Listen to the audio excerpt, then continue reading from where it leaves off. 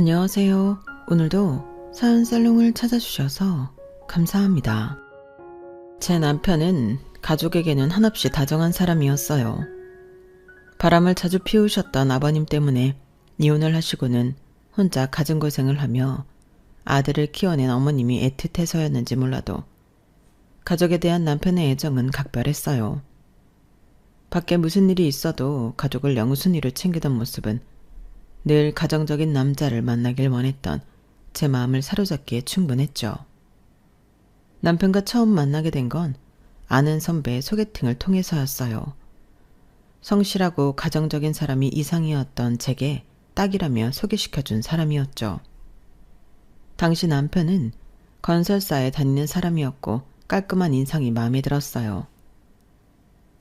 안녕하세요. 저는 미술관에서 큐레이터 일을 하고 있는 김성희입니다. 말씀 많이 들었어요. 선배가 너무 좋은 사람이라고 꼭 소개시켜주고 싶다고 하시던데요. 와, 미술관 쪽 일하시는구나.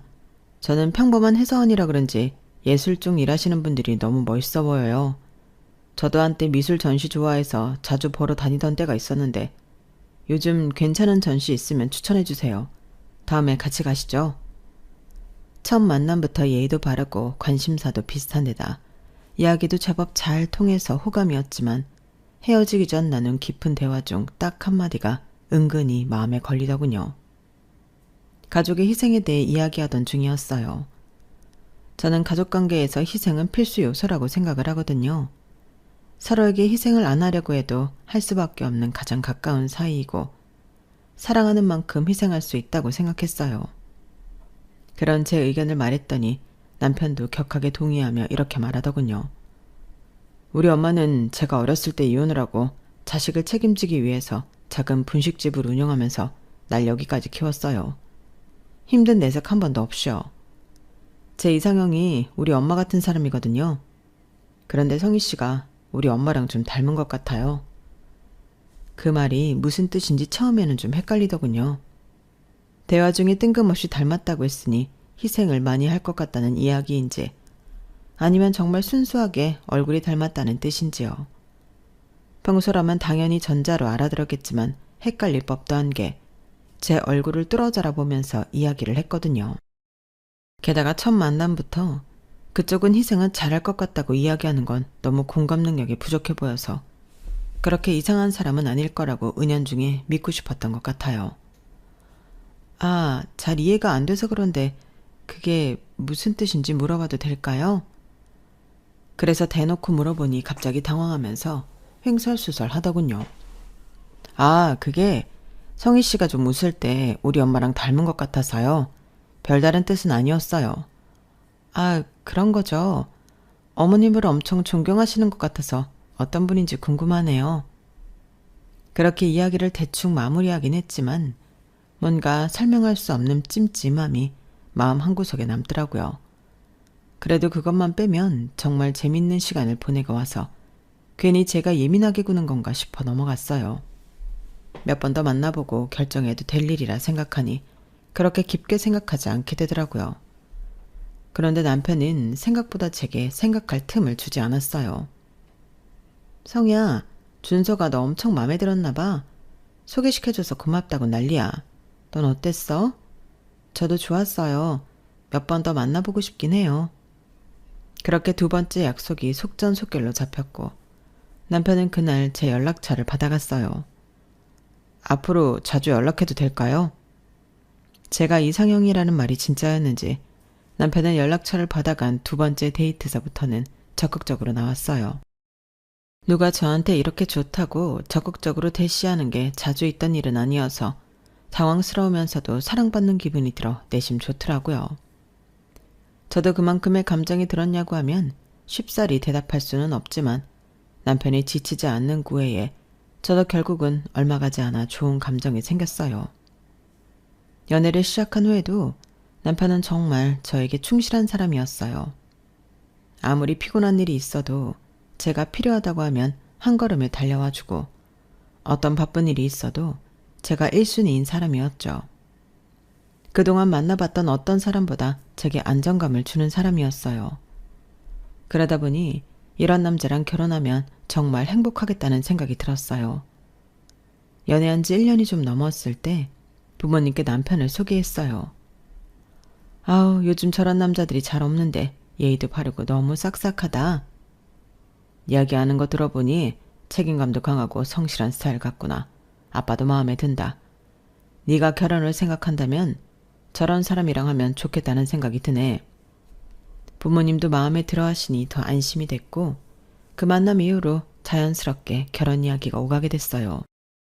양가 부모님의 적극적인 찬성하에 추진력을 얻어 빠르게 결혼이 성사가 되었어요. 시댁이라고 해도 시어머니밖에 안 계셨고 어머님도 제게 호의적이셔서 시댁에 가는 게 어렵거나 불편하지 않더라고요. 처음엔 누구나 다 부러워하는 결혼 생활이었어요. 솔직히 말하면 네 남편 결혼 전에 너무 지극정성이라서 오히려 결혼하면 돌변할 줄 알았는데 전혀 그렇지도 않네. 내가 약간 오해하고 있었나 봐. 정말 좋은 사람 같아. 그러니까. 그리고 솔직히 이런 말하면 좀 그렇지만 시댁 식구가 적은 것도 좀 부럽긴 하다. 우린 시댁에 남편 형제도 많고 친척들까지 다 같이 만나서 명절만 되면 엄청나게 피곤하거든. 어머니만 계시면 어머님하고만 잘 지내면 되니까. 그러게 얘네 어머님도 얘한테 엄청 잘해주잖아. 홀어머니라서 아들한테 집착할 줄 알았는데 딱히 그런 것도 없고 네가 결혼복은 있나 보다. 주변 친구들 말대로 결혼 후에도 제 행복에는 흔들림이 없었어요. 남편은 여전히 가정에 충실했고 어머님은 흔히 말하는 고부 갈등과는 거리가 먼 분이었어요. 나 때야 며느리들이 시댁에서 시녀 취급당했지만 요즘은 그러면 안 된다고 하더라. 시대에 맞춰가야 며느리한테 대접받지. 그렇게 남편과 시어머니의 배려를 받으며 안정적인 가정을 꾸려가기 시작했죠. 그 행복이 영원할 줄만 알았는데 시간은 결국 야금야금 많은 걸 바꿔놓더라고요. 그 사이에 저희 부부 사이에 아들이 하나 생겼고 아들 키우며 행복한 시간을 보내고 있던 어느 날이었어요. 여보, 큰일 났어. 우리 엄마가 왜 그래? 무슨 일이야? 어머님한테 무슨 일 생겼어? 진정하고 말해봐. 시장에 가다가 길에서 미끄러져서 머리를 크게 다친 모양이야. 다행히 근처에 있던 사람이 신고해줘서 병원 가는 중이라곤 하는데 어떡하지? 내가 바로 못 가는데? 남편은 그때 지방 출장 중이라 바로 출발해도 한참 늦게 도착할 상황이었어요. 걱정하지 마. 내가 갈게. 괜찮겠어? 애는 어쩌고. 친정에 잠시 맡겨야지. 아이가 많이 어렸을 때라 아이를 데리고 가기엔 무리가 있었어요. 그래서 친정 부모님께 급하게 아이를 맡기고 어머님이 계신 응급실로 향했죠.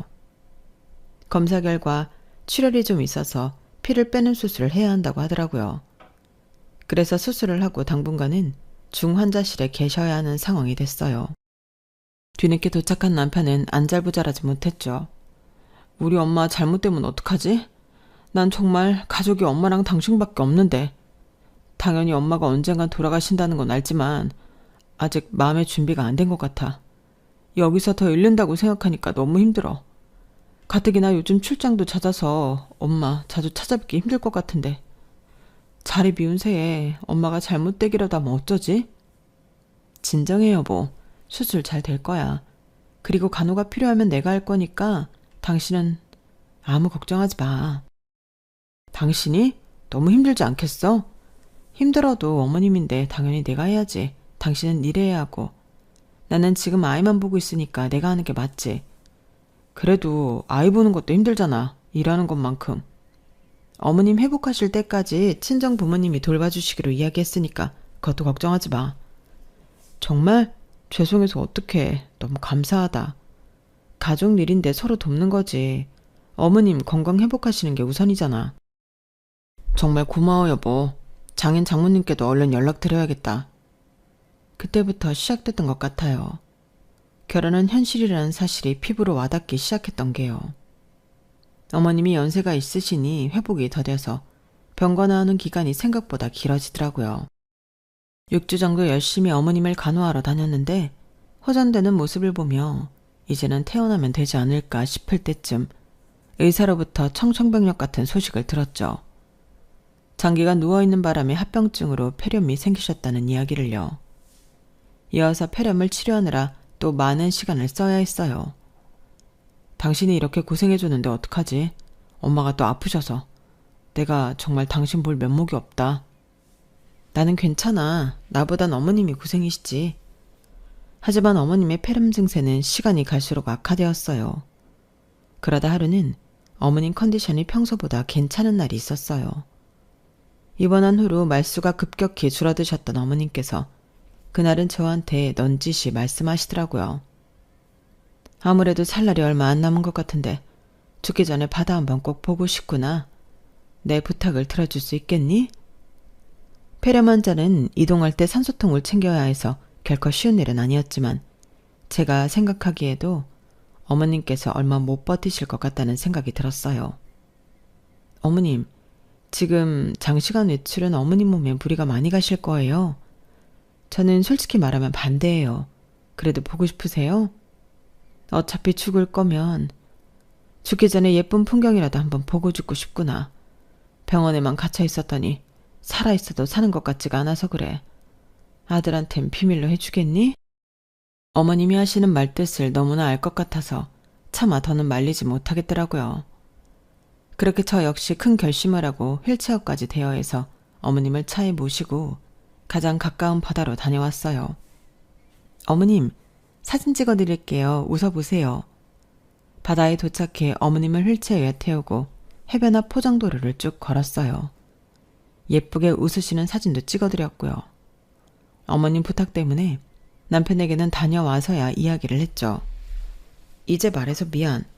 당신한테 말하면 당신이 반대할 거 알아서 그러셨는지 다녀오기 전까지는 비밀로 해달라고 하시더라고. 남편에게 사진을 보여주며 이야기를 전하니 남편은 갑자기 눈물을 터뜨리더라고요. 여보, 정말 고마워. 어떻게 이 은혜를 갚아야 할지. 나라면 절대 못 갔을 거야.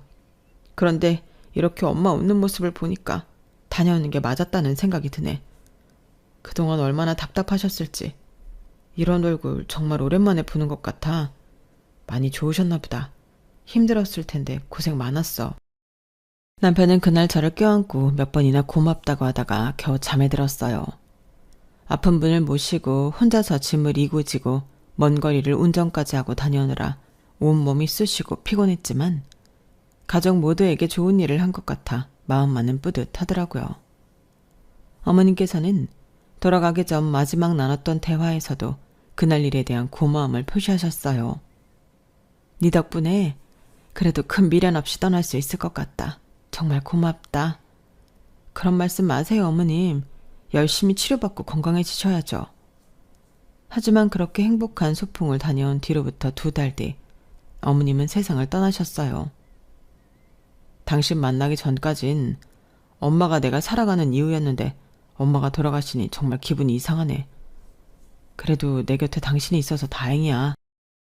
어머님이 돌아가시고 많이 적적해하는 남편을 옆에서 많이 위로해주면서 부부 사이는 설명할 수 없는 돈독함이 생긴 것 같았어요.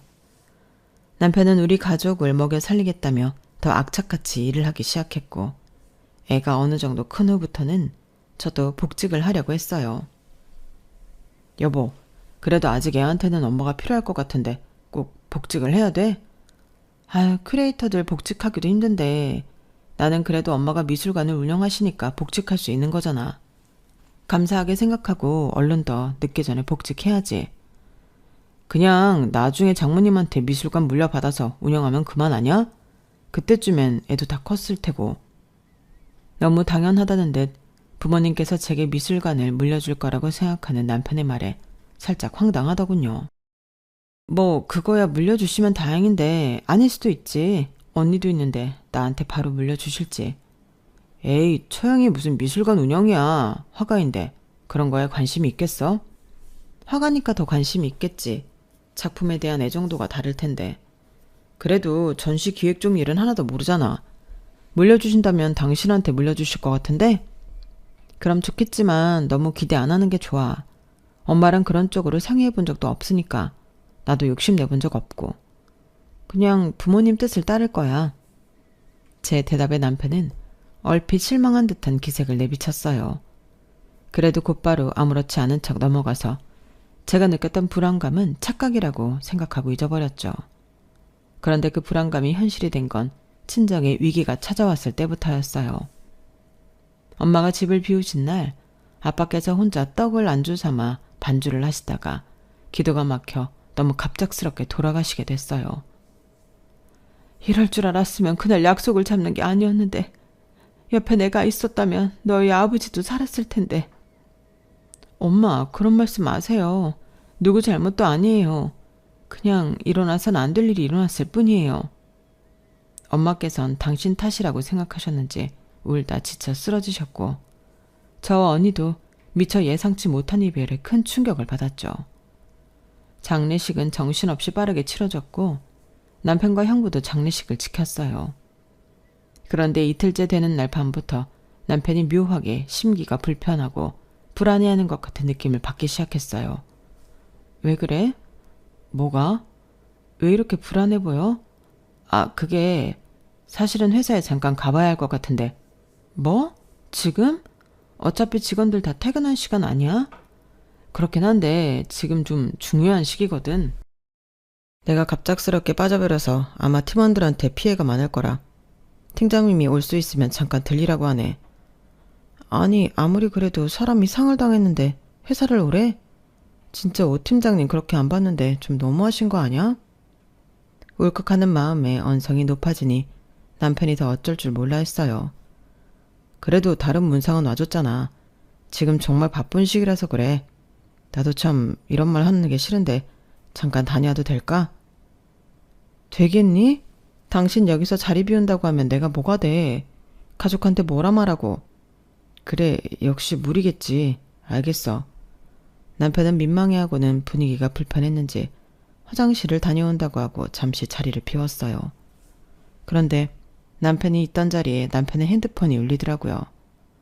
화면이 켜지면서 문자 내용이 얼핏 보였는데 팀장님에게서 온 문자였어요. 걱정하지 말고 와이프 앞에 잘 있어주고 와. 어렵고 힘들 때일수록 가족 곁을 지켜야지. 일은 우리가 알아서 할 테니까 신경 쓰지 말고. 그 문자를 보니 갑자기 심장이 덜컥 내려앉는 기분이더군요. 남편이 저에게 한 이야기와는 정반대인 내용이었어요. 그럼 장례식장을 나가기 위해 거짓말을 했다는 건데 도저히 믿기지가 않았어요. 그걸 한번 의식하고 난 뒤여서 그런지 그동안 정신없어서 눈치채지 못했던 남편의 미묘한 태도 변화가 느껴지기 시작했어요. 아버지가 돌아가셨다는 소식에 남편은 놀라긴 했지만 시어머니가 돌아가셨을 때 진심으로 슬퍼하며 남편을 위로해줬던 저와는 확연히 차이가 나더라고요. 표정부터 건조했고 슬픔이 아니라 해야 할 일을 하러 온 사람처럼 굴었어요. 그게 못내 서운하더라고요. 여보, 당신은 아무렇지도 않아? 뭐가? 우리 아빠 돌아가신 거 나만 슬픈가 해서. 그래도 당신도 아빠 살아계실 때 같이 술도 마시고 잘 지냈었잖아. 무슨 소리야. 나도 당연히 슬프지. 일 때문에 정신없을 때 돌아가셔서 얼떨떨해서 그런 거야. 그렇게 느꼈다면 미안. 아니야. 그냥 나는 어머님 돌아가셨을 때 내가 느꼈던 감정이랑 당신이 느끼는 건 차이가 좀 있는 것 같아서 그게 좀 서운한가 봐. 그거야 당연히 다를 수밖에 없지. 당신은 우리 엄마 돌아가시기 전까지 보살펴줬으니까 그동안 정도 더 많이 들었을 거고 임종도 지켜봤잖아. 아무래도 난 장인어른을 당신처럼 가까이에서 돌봐드린 것도 아니고 너무 갑작스럽게 돌아가셨으니까 솔직히 아직도 실감이 안 나. 당신만큼 정붙일 충분한 시간도 없었고 그래서 그런 거야. 오해하지 마. 정붙일 시간이 없었다고 말하는 것에서 묘하게 친정 아빠에 대해 정이 없었다는 것처럼 들려서 기분이 좀 상하더군요. 그래도 지금은 아빠가 돌아가신 지 얼마 안 돼요. 제가 예민한 상태라 무슨 말을 해도 자꾸 그렇게 받아들여지는 것 같아서 굳이 하나하나 캐묻지 않기로 했어요. 아빠가 돌아가시고 나서는 집에 혼자 남은 엄마가 너무 걱정되고 신경 쓰이더라고요. 언니, 우리 엄마 이사시키는 게 어떨까? 아빠랑 같이 지내던 집에 엄마 혼자 남아있으면 너무 외롭고 쓸쓸할 것 같아. 그치? 안 그래도 엄마 많이 우려하시는데 그러는 게 좋겠다. 언니와 그렇게 이야기를 나누고 각자 남편들에게도 의견을 물어보기로 했어요. 그런데 가족일이라 적극적으로 나서줄 줄 알았던 남편이 심드렁 하더군요. 그래? 그거 좋은 생각이네. 그치? 집은 어디로 하는 게 좋을까? 미술관에서 너무 멀지 않은 곳 중에서. 글쎄, 그건 처형이랑 둘이 알아서 할 문제지 장모님 거처를 내가 정할 수는 없는 거니까. 거처를 정해달라는 게 아니라 의견을 내달라는 거야. 당신이 나랑 언니보단 이런 데 빠삭할 거 아냐. 아유, 사람 사는 동네가 다 거기서 거기지 뭐. 장모님 재산도 꽤 있으신데 이왕이면 좋은 동네에서 살면 제일 좋지. 그런 건 당신 집안 문제니까 처형이랑 잘 상의해봐. 남편은 묘하게 친정아빠가 돌아가시고 난 후 친정 재산에 대해 자꾸만 언급을 하더라고요. 그러고는 제가 조금만 예민하게 반응하려고 하면 바로 꼬리를 싹 자르고 단순히 궁금해서 그런다는 식으로 내빼더군요. 처음에는 저도 그런 남편이 유연한 태도에 몇 번 넘어갔지만 이런 일이 몇 번 반복되니 절대 단순 궁금증이 아니겠다는 생각이 들기 시작했어요. 남편이 방관적인 태도로 있자 형부가 나서서 많은 도움을 줬어요.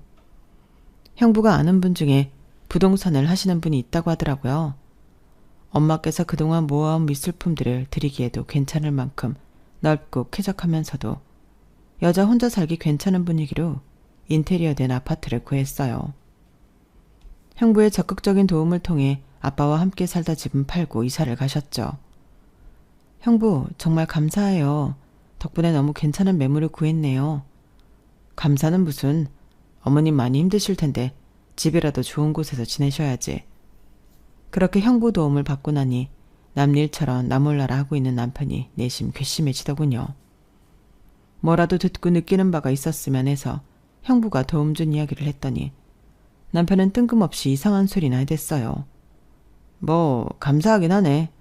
근데 장례식에서부터 느꼈는데 형님은 좀 경계하는 편이 좋을 것 같아. 그게 무슨 소리야. 장례식 때도 3일 밤낮으로 상주 노릇 꼬박 열심히 해준 사람한테. 그거야 당연히 했어야 할 일이고 그런 것보다 약간 장인어른 돌아가시고서부터 형님이 더 적극적으로 집안일에 나서는 것 같다는 생각 안 들어? 그게 왜 그런 것 같아? 확실히 남편 말대로 그 전에는 좀 소극적으로 집안일에 참여했던 형부가 최근 들어 아빠가 돌아가시고 나서는 집안일에 적극적으로 나서서 도움을 주시기는 했어요. 하지만 제 눈에 그건 슬픔에서 헤어나오지 못하는 언니에게 든든한 버팀목이 되어주기 위해 노력하는 걸로만 보였어요. 그 모습이 정말 가정적이고 이상적인 가장의 모습처럼 느껴져서 조금 부럽기도 했고요. 그런데 남편이 그 모습에 의문을 품었다고 하니 좀 당황스럽더라고요. 왜 그런 건데? 언니가 힘들어서 그런 거 아니야? 그렇게 보일 수는 있겠지만 그건 좋게 봤을 테고 솔직히 말하면 내 눈에는 형님이 본격적으로 장모님 돌아가실 때를 대비해서 장모님 헌심을 미리 사두려는 것 같아.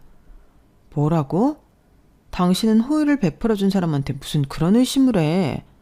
엄마는 집 알아보는데 형부가 그렇게 많이 도와준 것도 몰라. 그래?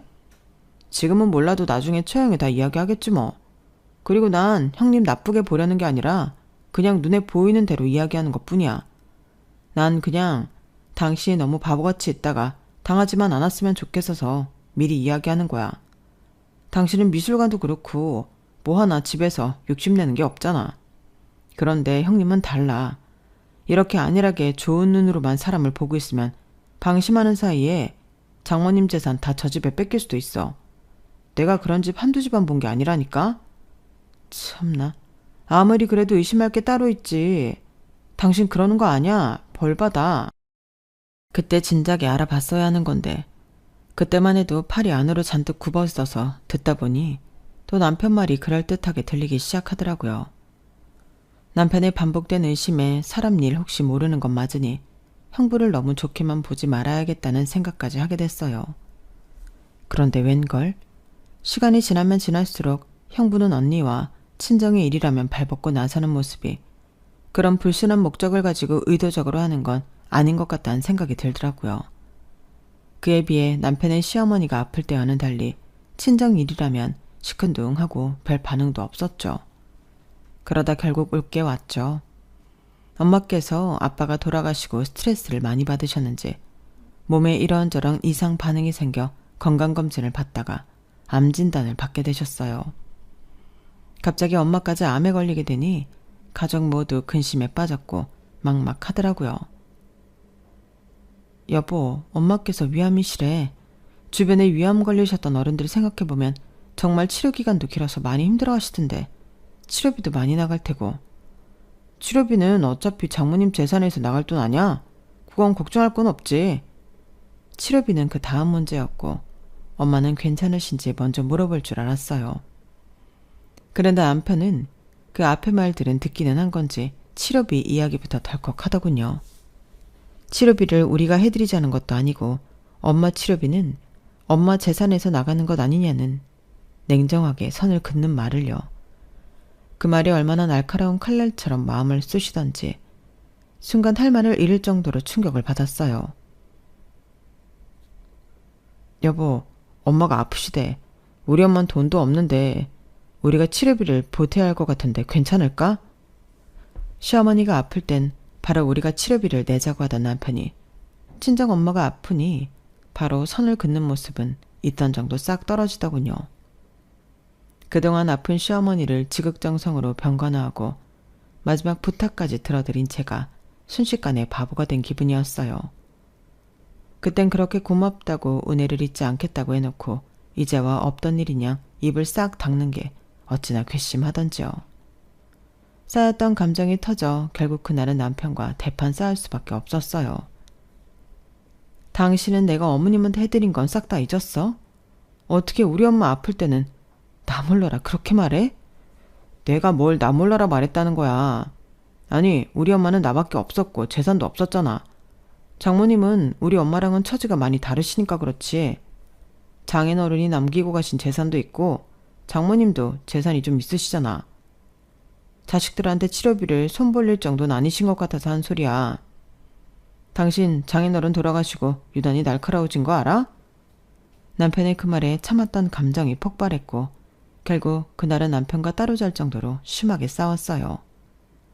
그래도 늘 따뜻했던 사람이라 다음 날은 사과할 줄 알았는데 그 다음 날도 남편은 본인 잘못한 거 하나도 없다는 듯 반응하더군요.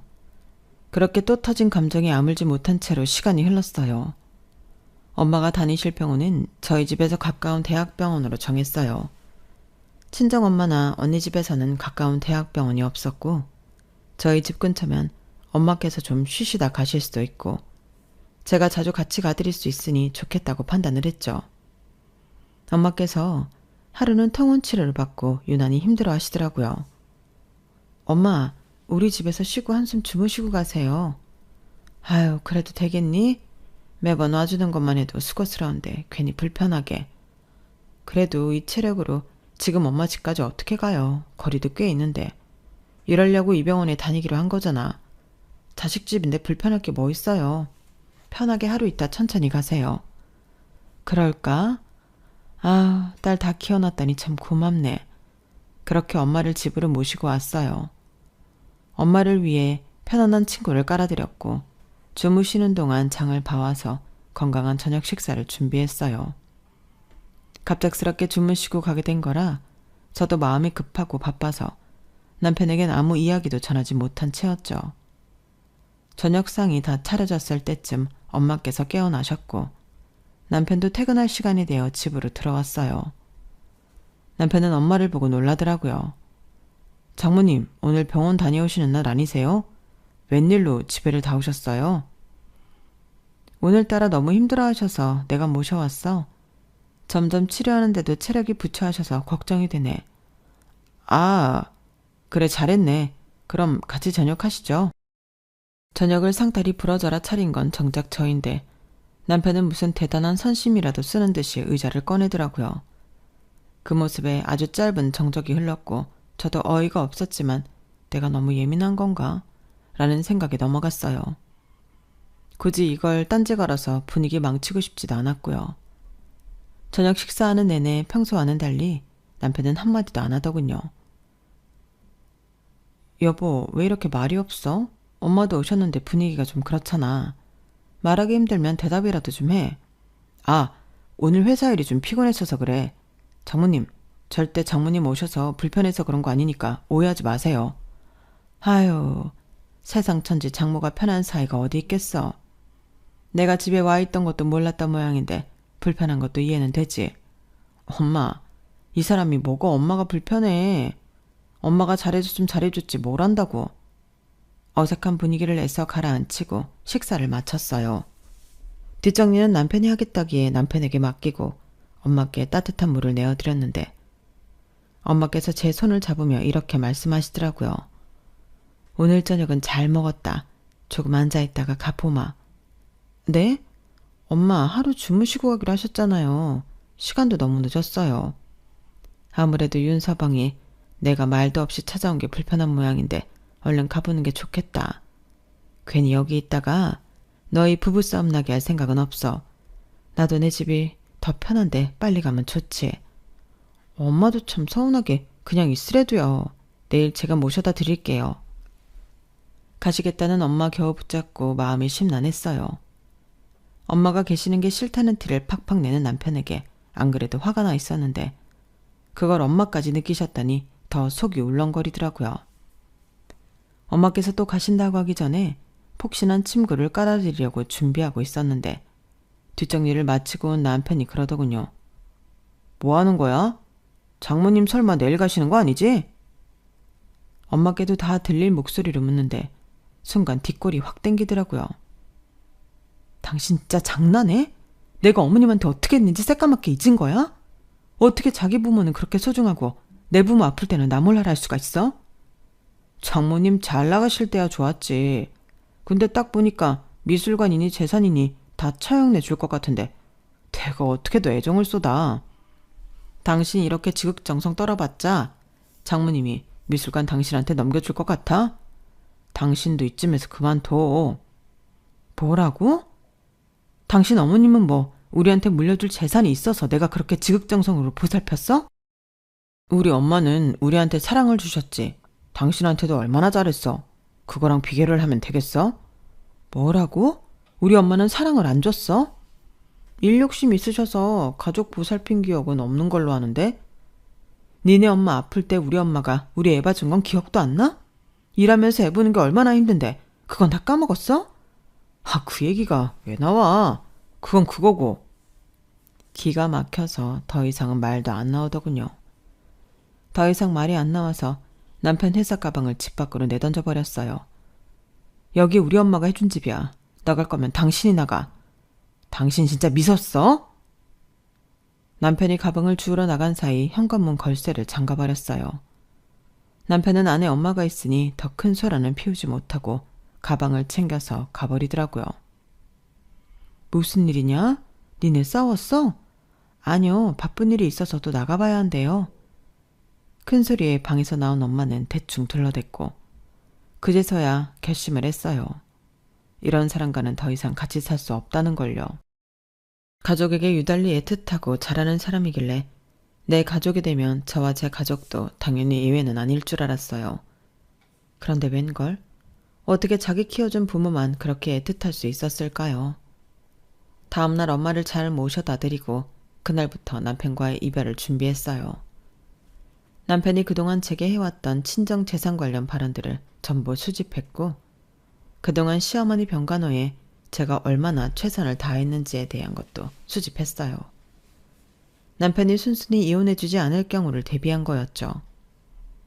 당신이 나랑 이혼 안 해주면 당신 회사에 이거 다 터뜨릴 거야.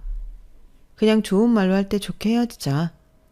나 당신한테 정이 있는 대로 다 떨어져서 더 이상은 같이 못 살겠어.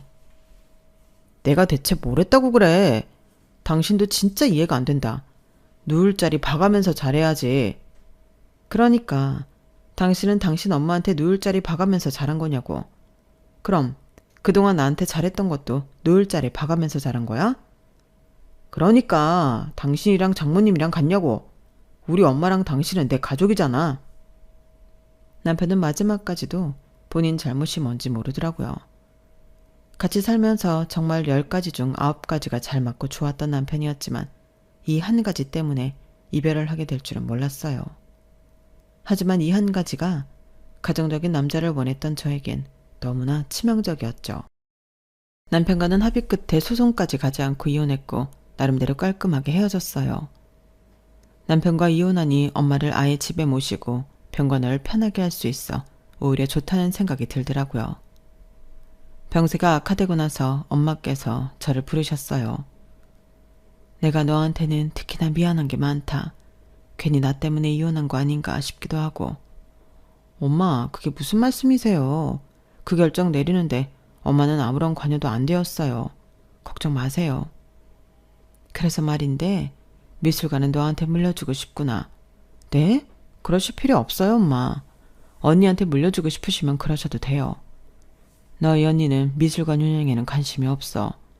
실질적으로 운영을 해본 경험도 능력도 없고 네가 맡아준다면 안심할 수 있지. 감사합니다. 저 정말 잘할 수 있어요. 제가 잘해볼게요. 엄마가 돌아가시고 나서 유언대로 미술관은 제가 맡아서 운영하게 되었어요. 그런데 그게 어떻게 남편 귀에 들어가게 되었는지 전 남편에게 연락이 오더라고요. 여보, 미술관 당신이 받게 되었다면서? 너무 축하해. 고마워. 근데 이제 여보라는 호칭은 좀 뗐으면 좋겠네. 이제 그렇게 부를 사이 아니잖아. 내가 그동안 당신 꿈 얼마나 응원해왔는지 알잖아. 그래서 축하해주려고 전화한 거야. 너무 매몰차게 굴지 말아줘. 그래, 축하 다 했음 끊어도 될까? 정민이는 잘 지내지? 요즘 들어 가족 생각이 너무 많이 나네. 우리 그날 일만 아니었어도 아직까지 행복하게 잘 지냈을 텐데. 우리가 헤어진 게 그날 일 때문이라는 거야? 뭐 우리 엄마 때문이라고? 당신 나 열받게 하려고 연락했어? 우린 엄마 때문에 헤어진 게 아니라 당신의 그 이기적인 성품 때문에 헤어진 거야. 당신이랑 그렇게 헤어졌어도 나 시어머니한테 지극정성으로 관호해드렸던 거 한 번도 후회한 적 없어. 근데 지금 좀 후회되려고 한다. 괜히 잘 살고 있던 사람 긁어서 옛날 일까지 후회하게 하지 말고 좀 깔끔하게 서로 없었던 사람처럼 살자. 어? 정민이가 있는데 어떻게 그래. 나한테 한 번만 더 기회 주면 안 될까? 당신이 이렇게 꿈을 이룬 날 내가 곁에 있어야 하는데. 그렇지 않다는 사실이 날 너무 괴롭게 해서 그래. 웃기지 마. 그냥 이제 내가 누울 자리가 생겨서 연락한 거겠지. 옛날엔 당신의 그런 달콤한 말에 속았지만 이젠 아니야. 나한테 당신 누울 자리는 요만큼도 없으니까 이제 좀 다른 누울 자리 알아보러 가. 여보 잠깐만. 여보 나 한 번만 만나줘. 그럼 내가 다 설명할게. 어? 보란듯이 속 시원하게 전화를 끊어버렸어요. 그런데 뭔가 그동안 느껴본 적 없던 후련함이 느껴지더라고요. 남편이 얼마나 후회하고 있는지 목소리에서 미련이 뚝뚝 느껴져서 그제서야 제 복수가 완성된 느낌이었어요. 살다 보면 당연히 누구나 자기 가족이 제일 소중하겠죠. 그런데 그 차이가 얼마나 깊은 상처가 되고 외로운 감정이 되는지 그 사람은 평생 모르고 살 거예요. 그동안은 이런저런 이유로 그 사람을 붙잡고 살았지만 이제는 그러지 않으려고 해요. 가족이란 누군가를 배제하는 게 아니라 함께 지켜낼 때 더 단단해지는 거니까요. 앞으로는 누군가의 무게추에 흔들리지 않고 제가 세운 절 위에서 내 소중한 사람들을 공평하게 사랑하며 살아가고 싶어요. 제 이야기는 여기까지입니다. 소중한 가족들과 항상 건강하시고 행복하세요. 여러분, 사연 댓글에 응원과 현명한 조언 부탁드려요. 좋아요와 구독은 저에게 큰 힘이 됩니다. 오늘도 좋은 일 가득하세요.